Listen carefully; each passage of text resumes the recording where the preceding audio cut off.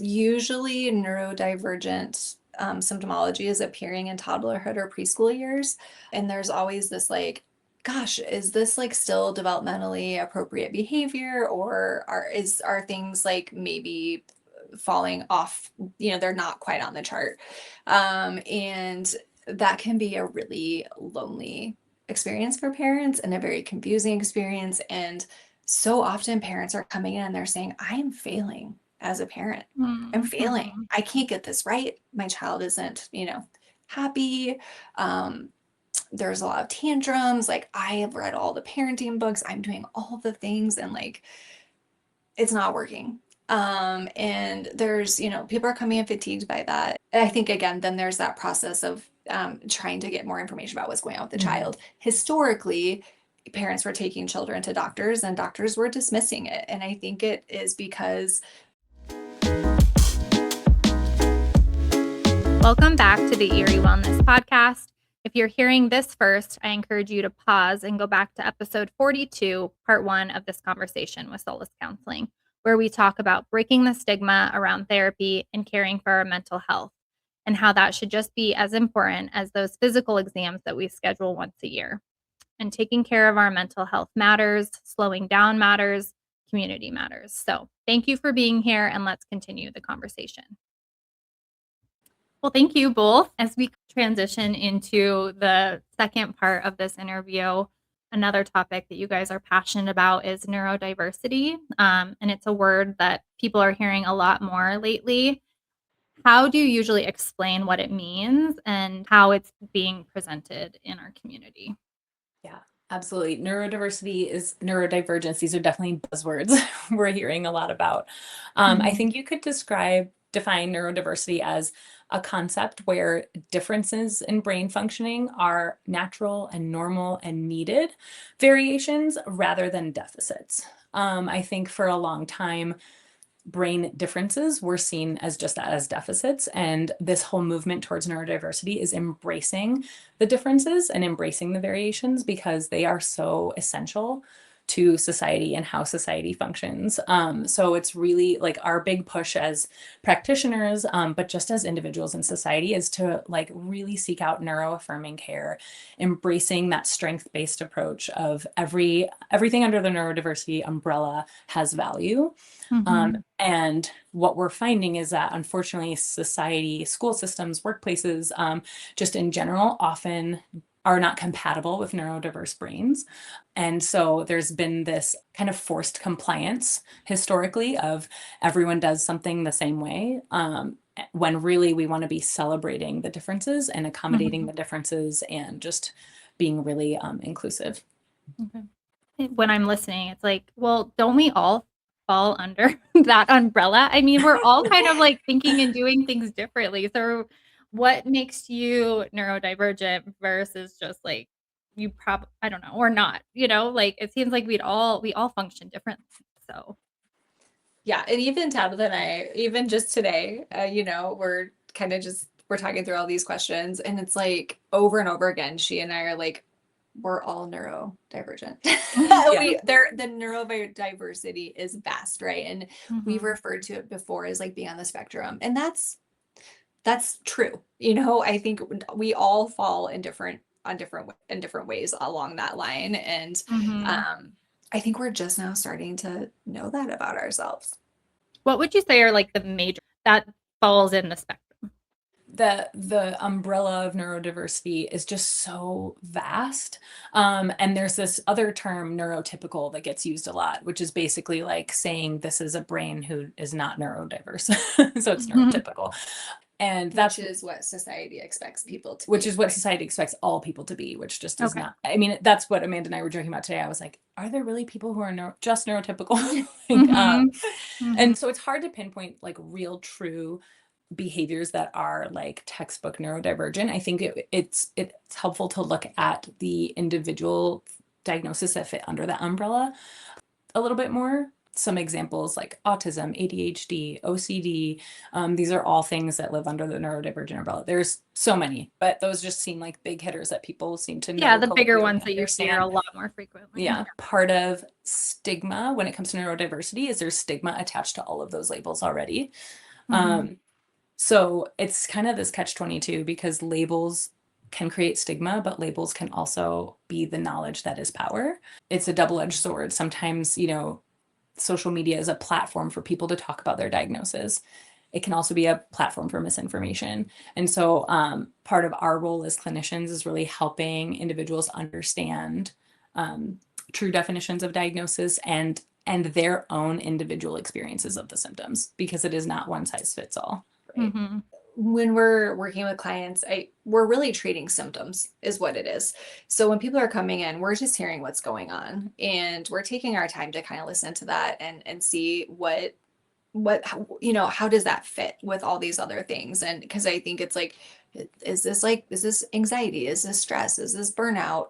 Is this depression? Like, what is this? And so a little bit contradicting a little bit what you're saying too is like, but if we just focus on the symptomology, that keeps us present in what's going on with the client. Eventually finding a word for it is very, very important, because it can be like, oh, okay, this has been happening for this long and I didn't know why. And now I know what that is. And the way that we all are as humans is like, we want to know the answer to things. We don't like to not know. And so when we can be like, this is probably what it is, that feels a little more conclusive. And again, then it guides you to seeking out the knowledge that you need to understand what's happening. And I don't want to dodge some of the symptomology, because I do think there is some symptomology that presents that can be indicators, but again, being very cautious with what we're saying here, because these indicators it also doesn't mean that somebody's neurodiverse, right? They're just things that we can see. I was just going to add sometimes the indicators, which we will get to, can be where there's so much stigma attached, because they can be like just the big observable traits that seem not typical, so to speak. And so just being careful that we're like, this might be indicative that there's neurodivergence happening, and it doesn't mean something is wrong with this individual. Yes. So in your opinion, what does real support look like for neurodivergent people in our community? Backing up a tiny bit, just because I want to answer that too, but I think just some like indicators can be people mentioning like this lifelong sense of feeling different, or feeling like they don't quite fit in, or they can look around the room and just kind of don't feel like they have a place to belong in the same way they see other people. I think we talk a lot about executive functioning, and we're actually getting a lot of inquiries using these words, and we're just so excited and proud to hear that people in the community are understanding what this is and seeking support around it. But some of that executive functioning is right, like decision making, it's organization and planning. So maybe some areas that there's some needed areas of growth there, that tends to show up in in many different neurodiverse diagnoses. Sometimes there's social difficulties, and understanding some of the like just social cues sometimes, or feeling difficult, like getting close with people, or feeling misunderstood within relationships, feeling like the efforts that they're making are just not landing the way that they're intending, and so that leading to confusion, and which I think can kind of culminate in this general feeling of exhaustion, like being fatigued by like, why, like, is something I'm doing missing, or I feel like I'm all the things Amanda just said. And what happens with that is it's the term masking. Often, maybe always, neurodiverse individuals will have what we call a mask. And it's best described to me, I think, when the mask comes off. So a kid who goes to school and mostly flies under the radar, like teachers, like they're doing well, they're doing what they're supposed to, but they come home and it's a really hard transition, and then big emotions come out. Or adults who come home from work and same thing, and it's just like, I'm just exhausted by my day of trying to live in a neurotypical world. My mask is coming off. Now I can be my like authentic self, but I haven't been able to do that all day. I've been holding on to this because society was not built for my brain. A lot of times when we get an inquiry, it's that the behavior that happens after the mask comes off that is being observed either by an individual about themselves or about a family member seeing in usually their child. And that's where they're like, maybe we need to seek care because this person is struggling. Yeah, the masking is really, I mean, we could talk about that forever, but it is a really that's one of the like knowledge is power parts of the neurodiversity is that many people don't even know they're masking, Mm. right? They have felt this certain way for as long as they can remember. And society taught them immediately that the way that they were responding to the environment was wrong, and that they didn't fit in and that they needed to conform. And so then it's spending the day trying to figure out like, I think I'm supposed to do this because that's what I was told, or I'm watching people in the room and I know I guess I'm supposed to do this. And then it's losing sense of your true authentic self. Right. Sometimes people live this way and just don't even know. Yeah. So that unmasking process is essential once we know what's going on. And it's not always a glamorous process. Mhm. It can be very, very tricky. Yeah. There's a lot of internal processes that happen in neurodivergent individuals that, like, to Amanda's point, like sometimes they don't even know they're masking because it's so ingrained. And there is this wave, it feels like, of, adults understanding and uncovering their own neurodivergence later in life as they start to see their children go through the process. And so it's like, oh my gosh, I've been masking for 40 years, and so, yeah, sometimes we can get so good at it that the individual doesn't even know what's happening. And that can just be really hard because it's just an exhausting place to be in your mind of always trying to regulate yourself before being able to express who you are. How common is it for you to be seeking care for your child because you're noticing like things aren't right?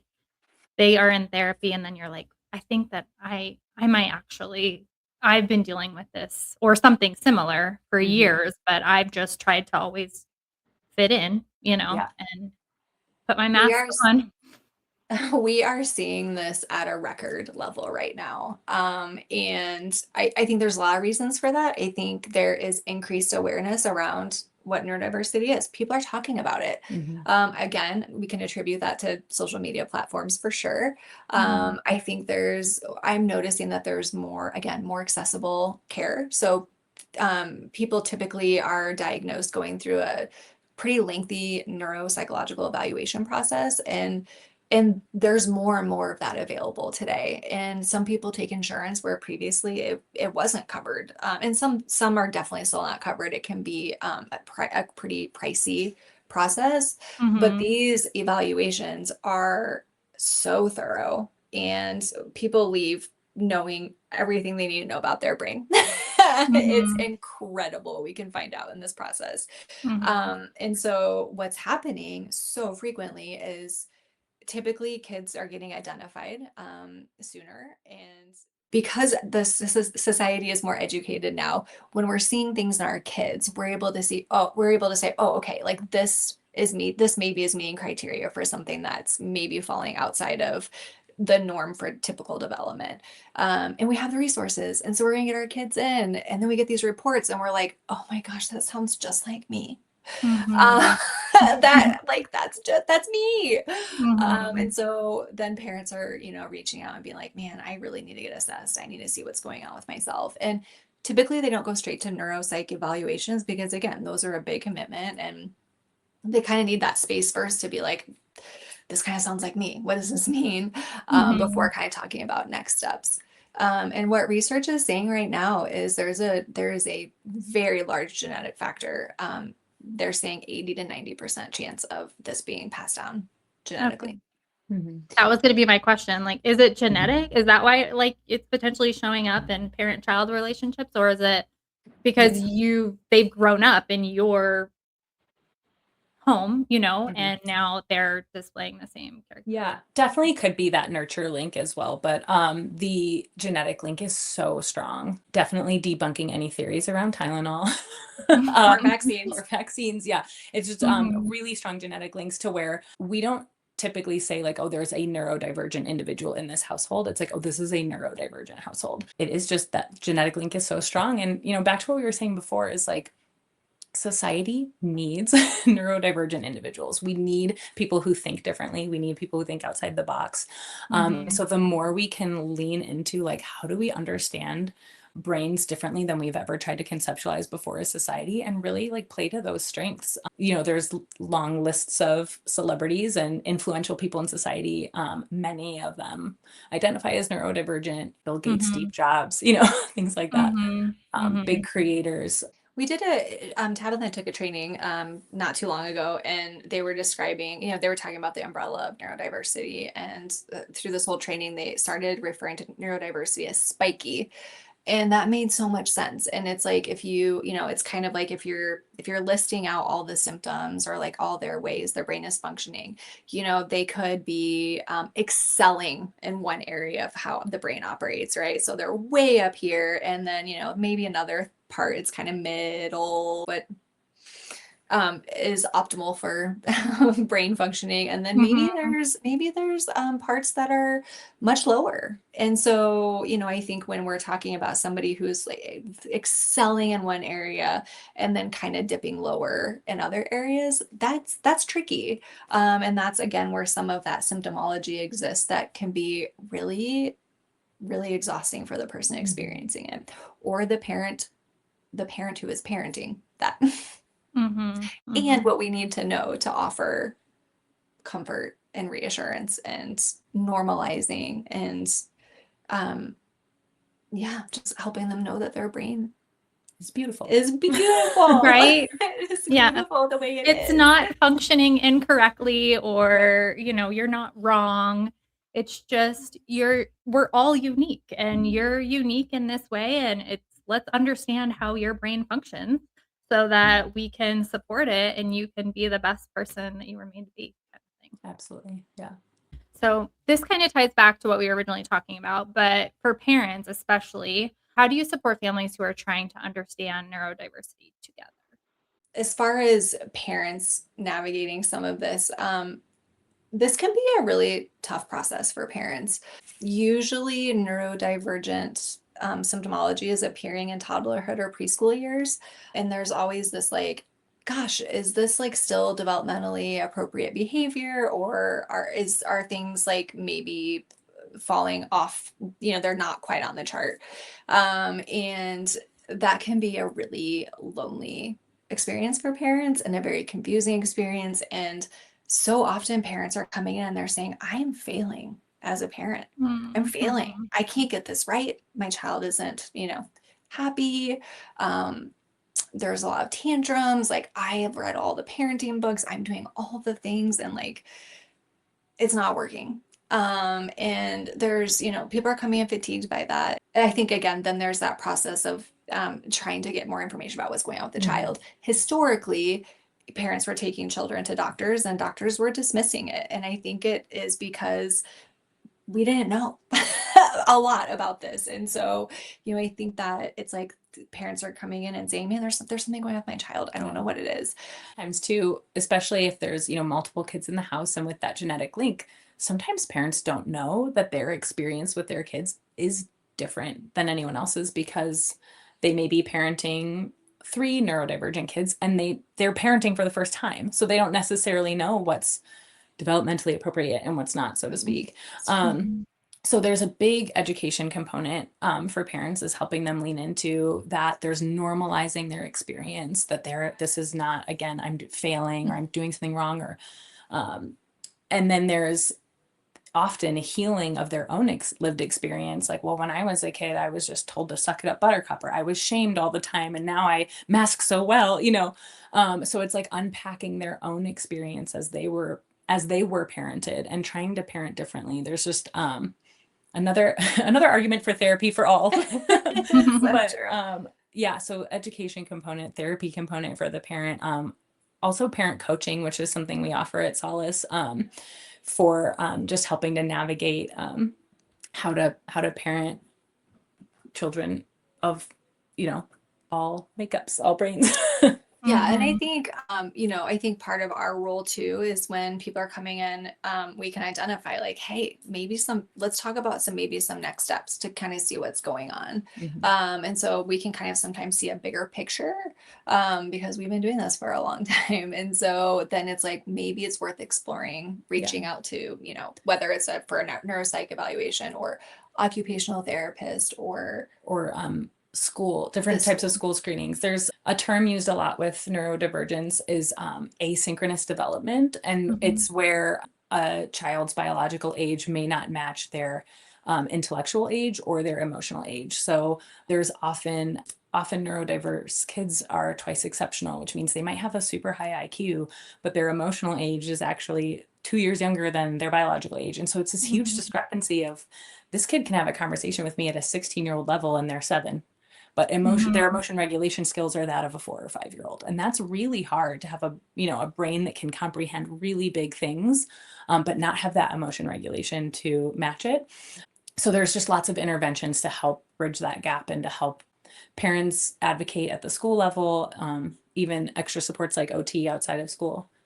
Mhm. Well, I love that you're teaching parents how to advocate for each one of their children because, like you said, each Hmm. one can be so different. Yeah. Yeah. Yeah, and I mean, that is of course always going to be our work is or assisting parents in learning how to advocate for their children, and also advocating isn't easy. It takes a Mhm. lot of time and a lot of energy, and Mhm. you sometimes have to get dismissed multiple times to get your message Mhm. across. And so we do a lot of support around that too. I mean, also being parents and being involved in the school system and having our own neurodivergent experiences, allows us to be able to share some of those resources. Right. Those parents probably feel like they have a full-time job just doing that in addition Yeah, to their absolutely. job. Hmm. So Yeah. this year on the Erie Wellness Podcast, we're doing something a little bit new. We're trying to bring in community and listener questions. Particular podcast episode, we've collected some some listener questions, and you all selected one of them to answer. So the question that you selected was, "What have you learned from neurodivergent clients that has improved your work?" Yeah. It feels like there's no shortage of things that I've learned from all of my clients. Mm. But I think neurodivergent clients, especially, have a level of resilience and tenacity. Just the way society is and how it just wasn't designed to play to the strengths of neurodiverse brains. I think that has created a lot of really resilient individuals who do great advocacy work. By the time they come to us, they're like really trying to understand their brain and support others who have neurodiverse brains. I would like to say I am fully versed in all things neurodivergent, but the information is constantly expanding exponentially, and how we understand it. And so clients bring stuff to us and they're like, hey, this is my experience. And I just found out it's called this. PDA comes to my mind as an example. Mhm. Even just sensory processing, like the ways that clients can share their lived experience to help, I think, all clinicians and individuals in their lives understand their brain better. Our commitment, though, as practitioners is not to put the onus on our clients to teach us about their lived experience. That's the continuing education we should always be doing. Mhm. So we are always looking in those efforts of like, what are trainings we can offer our staff, do for ourselves, so that we are well prepared for what our clients may walk in the door with. And because it's exponentially growing, there's always stuff that new things clients will bring into the door and tell us about. And we're like, oh my gosh, I have to become an expert on this. I have to learn as much Yes. as I can, as fast as I can. Yes, it does feel like that level of Yeah. urgency Mhm. for sure. And so well said about like, yeah, us not putting that on them to teach us, but clients are bringing some really good content. Mhm. And they're like, they might say, I listened to this really cool podcast and it was, and then it's like, let me tell you what it is. And then of course we're like, oh my gosh, please, I would love to know that. Mhm. Tabitha mentioned a word, and we don't need to talk all the way through it at all, but PDA stands for, the original term is pathological Mhm. demand avoidance, but the easiest way to say it is called demand avoidance. Yeah. And so that can be a really confusing behavior, because what it seems like is that people are refusing to do something, or that they don't want to do something, or that they're being really resistant, or Or even Um, disrespectful, like to yes, parents or very much teachers too, so. but it's not, Yes. it's not intended to be that way, but Yes. And so, yeah, we had a scenario one time, and this was a long time ago, and it was with one of our clinicians where a client was kind of coming in that way. And we were like, what's going on? He's reaching out for services, but like there's all, it's kind of playing out this way. And that particular client actually took the time to be able to say, this is what's going on. For me, it was such a learning opportunity for me to say, wow, like this isn't something I did know about. And then after that, I'm digging through all the books and trying to find out that information. But we see that a lot with kids and as well as adults. And really, it's just like when there is like so many demands on them, on people, it can just cause like a freeze response of just like, oh my gosh, that's just more things that are placed on me that are, it's not the way that my brain is wired, and I'm continuing to be forced to do all of these things, and my brain isn't wired that way. So Yeah, so there's a lot of the parent education comes into this, like how can we have low demand parenting, not permissive parenting where we're just like do whatever you want, but just lower demand. So instead of you got to brush your teeth before you go to school, it's hey, the toothpaste is already on your toothbrush and it's on the counter when you're ready. Like trying to just do little Right. tiny steps to help make things a little like that task initiation can be really hard for neurodivergent individuals. And that's where like the low demand stuff like that, or a term called body doubling, which is like, hey, let's brush our teeth together. Something that's just like, and these are more kid examples, but they play out in adulthood too, where it's like an adult might be like, oh my gosh, I've totally been avoiding that task. And that was demand avoidance. Like doing my taxes, things like that. Tabitha has definitely called me out for demand avoidance. She's like, that is what is happening.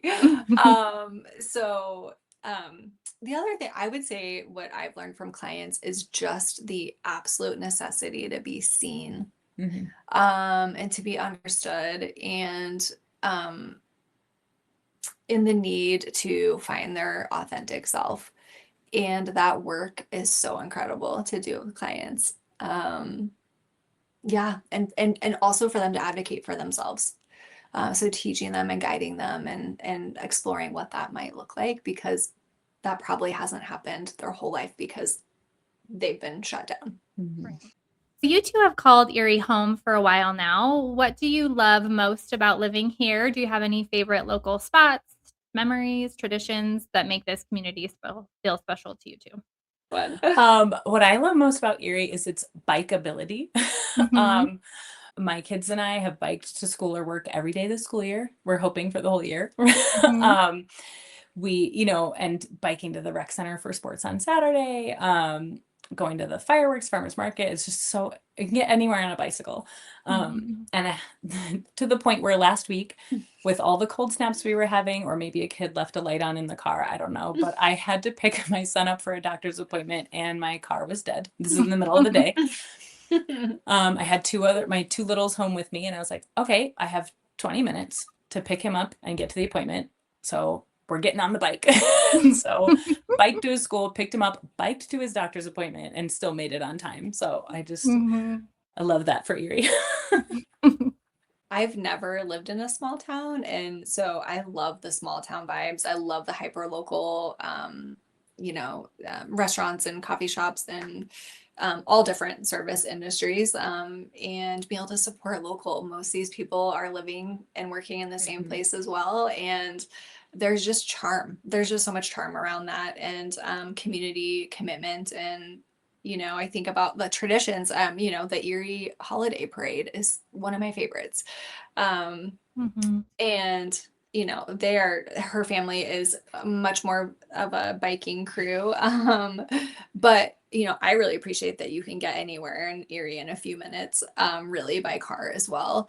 But really, the other thing that really stands out to me is Erie is so unique. And I said it in a different way earlier, but it's just like we're just this town that's just like all just us, surrounded by bigger cities. But like right now, we're still in this place where it's like we're all just nestled in this one little area. I mean, obviously, we Mhm. know things are growing Yeah. and expanding, but right now it still has that it's a huge commitment to like people want to live and work in Erie. Like you said, like the, you know, the people who own and operate businesses in town, like also live in town. And so it's like, we're just all, it feels very, that whole, like it takes a village vibe of like, we're all Mhm. a part of something together and creating something together. Mhm. Not really like outsourcing a whole lot and just like Mhm. creating here within Erie. And Mhm. sweets. Everybody loves sweets. Yeah. Shout out to Steve. Thank you, Amanda and Tabitha, for taking time out of your afternoon today to share with our listeners here on the Erie Wellness Podcast. I really hope that this conversation helped therapy feel a little less intimidating and a little more human, and that you feel more informed and confident when it comes to understanding neurodiversity, whether that's for yourself, someone in your family, or simply being more aware within our community. So thank you so much for listening and being a part of these conversations. It means a lot, and I'm really grateful you are here. Thank you so much. We were glad to be here. Thanks, Lauren. All right, friends, before we wrap up, here's the part I need to share. This podcast is for educational and inspirational purposes only. I'm just your friend behind the mic. Nothing shared on this podcast creates a patient relationship with any of our guests or replaces the guidance of your physician, professional coach, or other qualified expert. And the views shared by guests are entirely their own and don't necessarily reflect the beliefs or values of the Erie Wellness Podcast. My goal is to simply create a space for real, open conversations that help us all learn, grow, and feel a little more connected on our wellness journeys. Thanks so much for listening. I'll see you back here next time. That's a wrap for today's episode. Thank you so much for listening to the Erie Wellness Podcast. I truly appreciate you being a part of this journey. If you loved today's conversation, don't forget to subscribe, leave a review, and share it with a friend. For more daily wellness inspiration and behind-the-scenes content, be sure to follow me on Instagram at the Erie Wellness Podcast. I can't wait to connect with you again soon.